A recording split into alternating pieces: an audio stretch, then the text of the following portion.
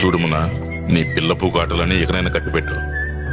మున్నా, రేపు మనం లంజల వ్యాపారం చేసావనుకో, నువ్వు లంజలాగా లంగా దొడుకుని అక్కడే వ్యాపారం చేస్తావా?